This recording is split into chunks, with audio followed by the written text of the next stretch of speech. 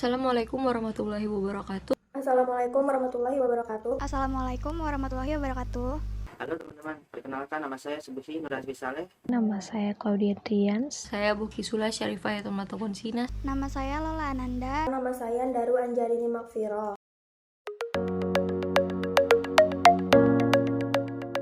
Pada kesempatan kali ini, saya dan teman-teman saya akan menjelaskan tentang sebuah kejahatan seksual, street harassment, yang biasa disebut dengan catcalling. Jadi, apa sih catcalling itu? Catcalling merupakan suatu bentuk pelecehan seksual secara verbal yang terjadi dalam lingkup masyarakat.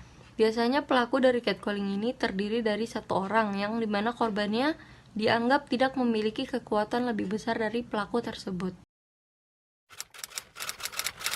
Bentuk-bentuk catcalling adalah bersiul, menggoda, memuji fisik dengan maksud lain. Fakta catcalling. Catcalling itu bukan sebuah pujian. Jika menurut pelaku itu baik, namun menurut korban itu adalah perbuatan yang membuat dia risih. Mayoritas korban catcalling adalah perempuan. Biasanya pelaku mengomentari fisik atau merayu si korban.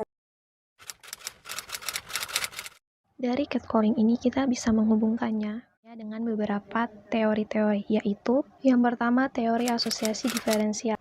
Perilaku kriminal merupakan perilaku yang dipelajari dalam lingkungan sosial dalam berbagai cara, di mana catcalling merupakan hal wajar untuk dilakukan dan lumrah. Bahkan ada yang menganggap sebagai bentuk pujian atau candaan. Namun faktanya catcalling merupakan salah satu bentuk pelecehan seksual verbal. Yang kedua adalah teori pilihan rasional, yaitu seluruh perilaku sosial disebabkan oleh perilaku yang masing-masing membuat keputusannya sendiri. Jika dihubungkan dengan kejahatan ini, maka catcalling terjadi dikarenakan pelaku atau individu tersebut melakukannya karena ingin menggoda tanpa mengetahui dampak yang akan terjadi bagi korban.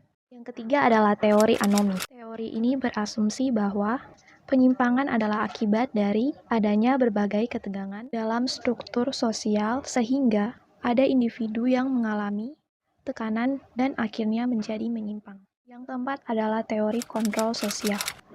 Dalam teori kontrol sosial, manusia dipandang sebagai makhluk yang memiliki moral murni. Oleh sebab itu, manusia memiliki kebebasan melakukan sesuatu.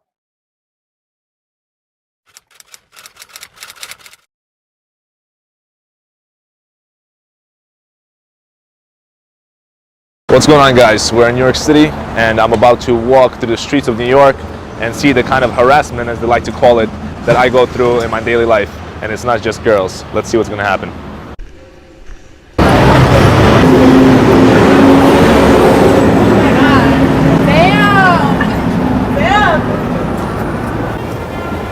Hey, what's up, big man?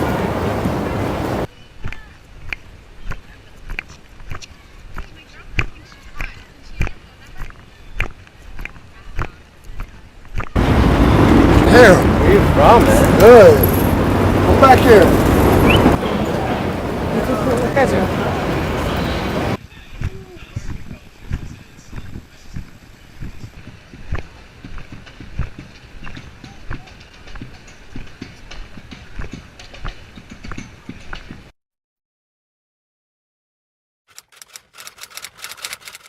Untuk dampak yang diterima korban bisa bermacam-macam, mulai dari merasa terbebani, overthinking, bahkan ada yang sampai frustasi karena menjadi korban catcalling. Ada beberapa cara yang bisa dilakukan seseorang yang mungkin menjadi korban catcalling.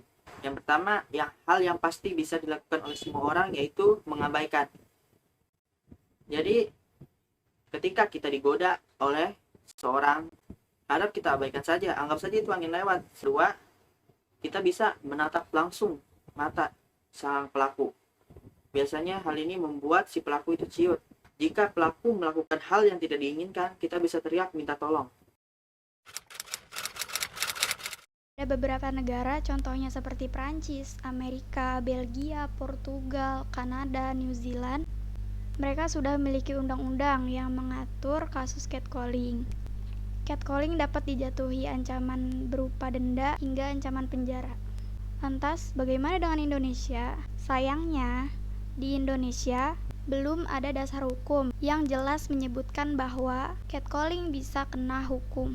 Namun, ada beberapa pasal pada KUHP dan Undang-Undang Nomor 44 Tahun 2008 tentang pornografi yang bisa mengatur atau menyelesaikan kasus catcalling.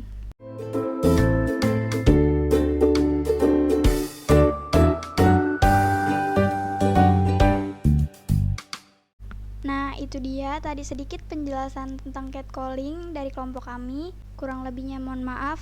Wassalamualaikum warahmatullahi wabarakatuh.